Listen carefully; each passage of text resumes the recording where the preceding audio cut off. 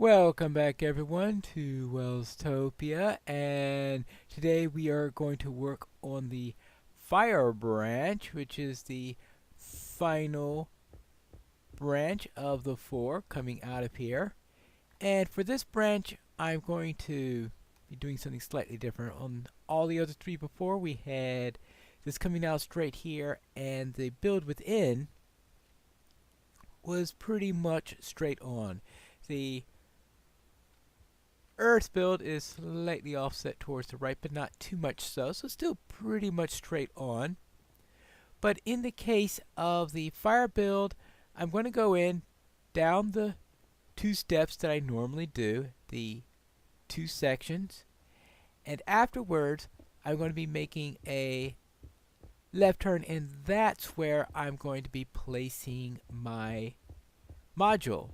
And you may be wondering, what is my module going to be like here? It is going to be something that I have never built in Minecraft before, and that is going to be a, I guess, well, maybe I'm not, shouldn't say super smelter, but it's going to be the closest thing I've ever done to a super smelter. I have these small auto smelters where I go and do one item at a time. So it's a bit slow, but I tend to make it to be relatively fuel efficient, and it gets things done in the background. But it doesn't get things done very quickly. When I do things quickly, I go into the kitchen and throw them into 2 or 3 furnaces. So therefore, in this case, I'm going to have something that I can do that will be better for speed than for anything else. So therefore, I'm going to have one of those on each side. Let's start out with the floor. And for the floor, here I have the usual side of stone slab going along with a diorite in the middle. So you could guess that here I will be using granite. And by granite, of course, I mean polished granite. And I'll be alternating that a little bit with glowstone. Now, there is the question about what light source I should be using. That isn't an obvious one, because I use the glowstone for the earth wing way on the other side, but I can't think of a better one to use for the fire one also. That's what I used for the lighting in the north corridor. On Earth, I did once have a temptation to use jack-o'-lanterns, but in this texture pack, the jack-o'-lanterns just, well, look inappropriate, let's just say. Now, this is the technical end, but I need to still open up into my room, and just that, this is going to go like this. I'll just do this as a note that this is where we open up, then I can decide what to do with the floor in here. But I want to make sure that it's all nice and clear that I will be having a section here, and this is where I'm going to be building all of my furnaces. Actually, if I'm going to be building furnaces here, perhaps I should use that pickaxe instead. So I wind up getting some cobble. Ooh.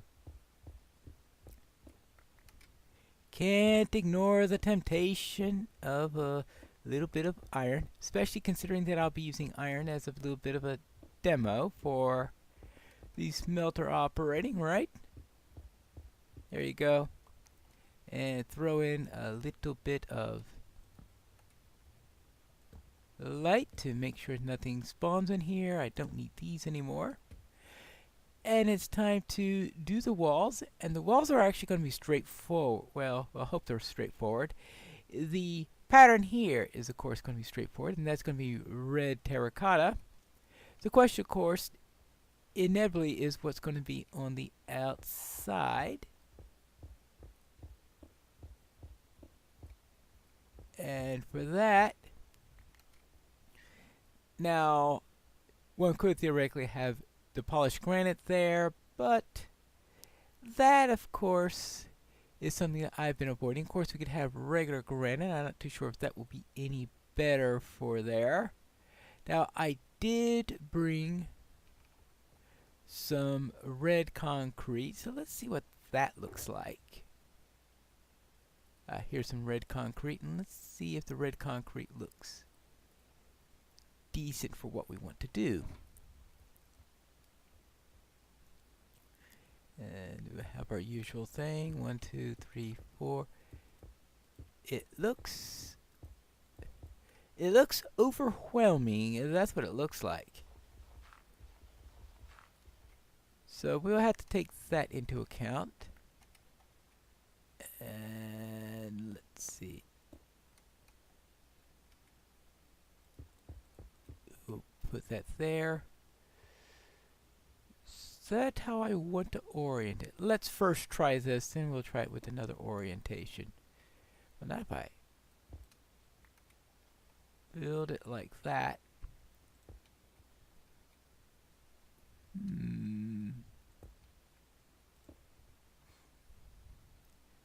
Well, that's definitely not right. What we want to do is this. Drop these things down. And this. And this. And this. Well, almost looks more like a rose petal than a flower gout, but you get the idea. Actually, I think I like this better. There we have the red in the middle. We have this little one here. That clashes a little bit with the red concrete. Let me see how that works with granite on the other side. The unpolished granite looked very bad in that context, so I decided to try concrete powder instead, and that seems to work pretty well. And now for the trim, which I decided is going to be acacia, which seems to be the reddest of the woods that I've got.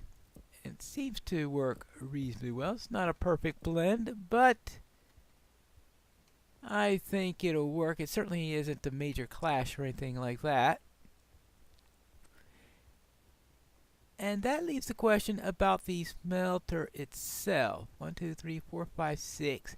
I want this to go out 12. So I'll bring this out, and I'm going to put a series of 8.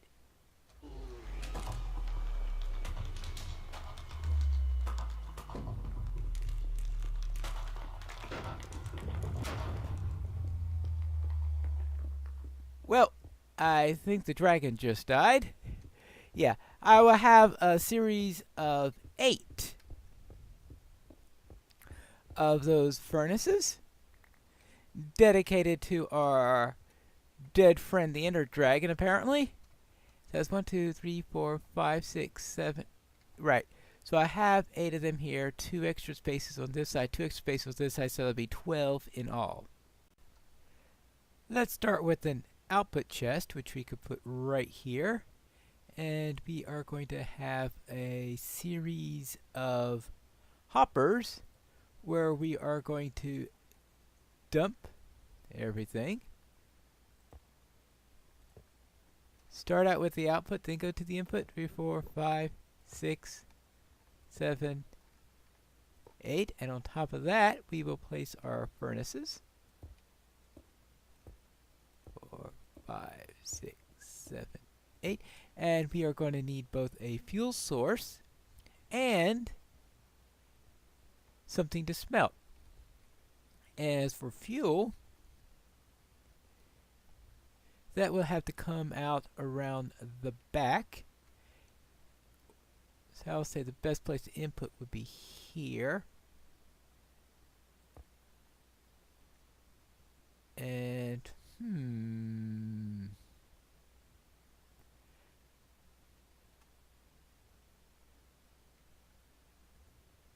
Well, 6, 7. Alright, so this is this. So obviously, we're going to have to feed that along the top.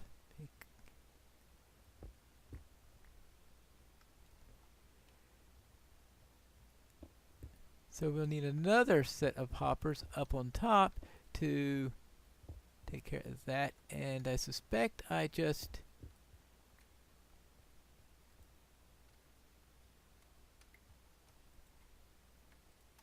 drop some cobble into there. Alright.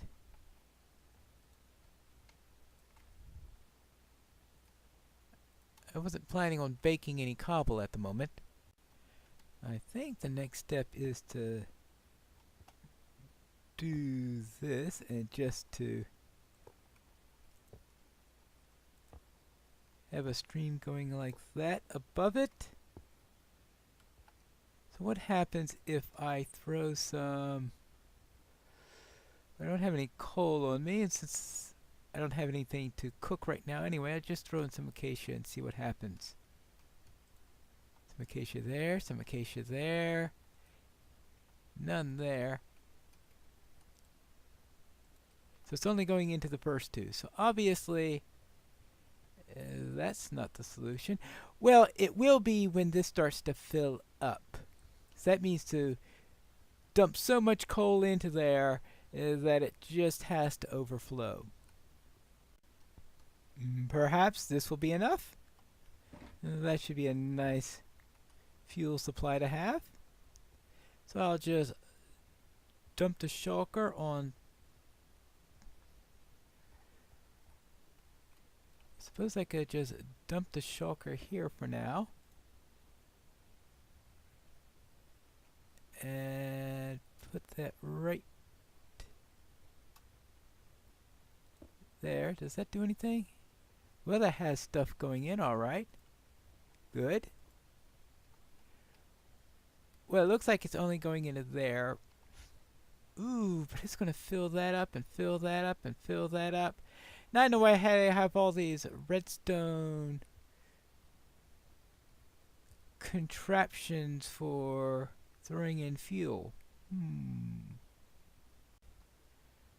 I'm not in the mood of using comparators and all that stuff, but at the very least, I can do something such as this in creating some little blocks like that. So therefore, that will force that to fill up at a faster pace, and that wouldn't hurt. So that should speed along the process a little bit. I have 32 here, 64 in all the others, and those filters work fine, though they need a large amount of fuel in order to keep that filled up. So that's the cost of how I'm doing it here. If you want to be more efficient with the fuel, I presume putting in comparators and all that fun stuff is the way to do that. Though, dropping off the actual items may force that anyway. Because I can't use a filter for actual items. Actually, maybe polished granite would work for that job. Alright, I will consider that as a possibility. Now, I just need to do the hoppers that will contain the items to be smelted. The filter won't work on the main items because anything can fit in here, so therefore everything's just going to drop down there. So putting in any filler in there is just going to drop it down and try to cook it, and if it fails to cook it, well, it fails to cook it. But fortunately, there is only one slot there. I'm not doing double slots like that. But it's not going to be perfect, because that means it's just going to start cooking that then eventually start cooking all the way down there. So that's going to take some time to go all the way across. Definitely not a perfect solution, but I think this will work. Well, right?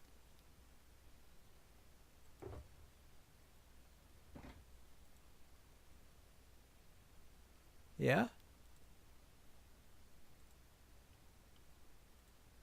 Well, that... Now that was unexpected. I was... Oh, huh.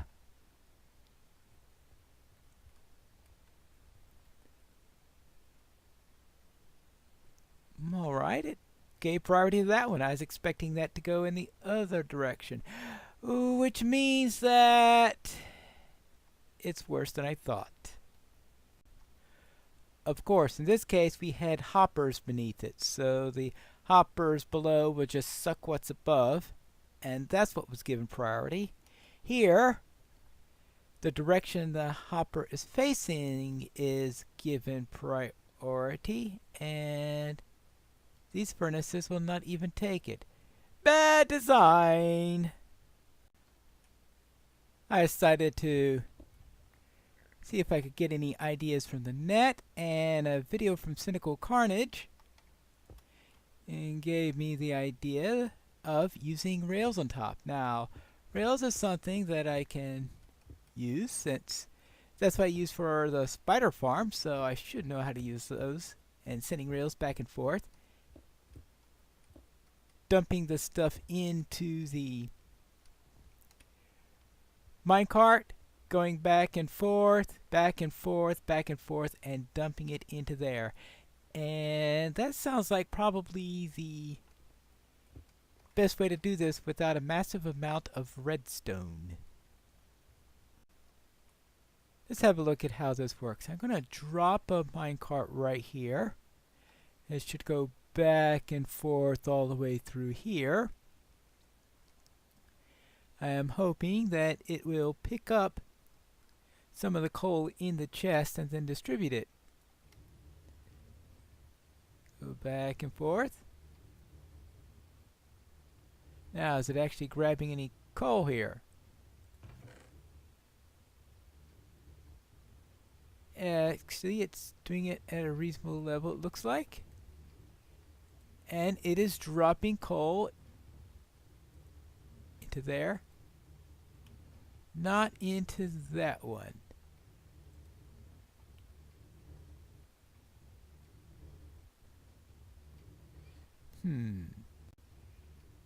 It is grabbing coal 7 at a time from the hopper, so that gives me a limit of 7. So I think I should change this to a bank of 6 rather than 8, and I think that'll be more to what I need here. Now let's see how this works. And go, let's see. See 43, 36, all right. So that means we should be getting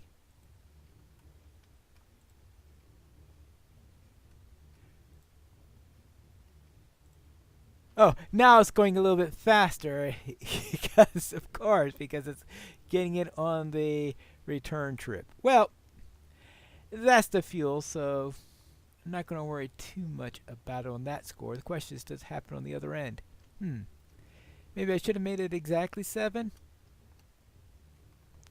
But things could be tweaked in the game and it could invalidate what I'm doing there. So let's leave it there for now.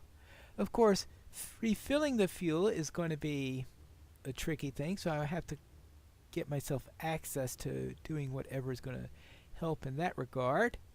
And now I need to do the same thing over here. Now let's try it with the item to be smelted. Okay, back and forth.